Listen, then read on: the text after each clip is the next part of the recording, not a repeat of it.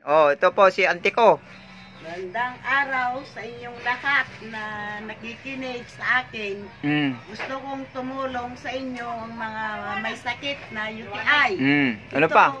Ang gamot na UTI. Maganda ito. Nakarating pa sa San Agustin. Anong pangalan yan, auntie?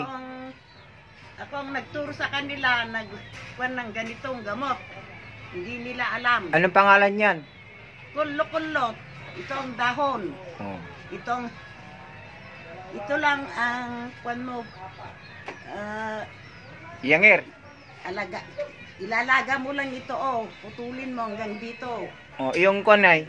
Yung dahon, hindi na pwede, ito lang. Ito lang. Maganda sa UTI. Ano pa? Ano UTI, pang... at saka yung lamig. Yung lamig sa tiyan, maganda ito. Marami akong natulungan yung ganitong gamot. Epekto ito talaga.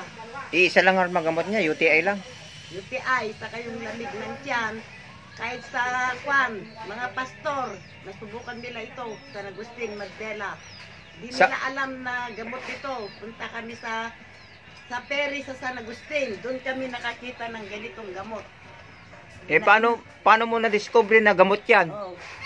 Sa kwan niya, San Felipe, kahit ako, nasubukan ko na. Ang sakit, pati pa ako, hindi ako makalakad, iyak ako. Sinabi nila na iminom ako ng ganitong kulo-kulo. Epekto talaga, nasubukan. Tapos yung manugang ko na buntis, marami siyang ininom na gamot, pero hindi gumaling. Sinubukan niya itong sinabi ko na kulo-kulo.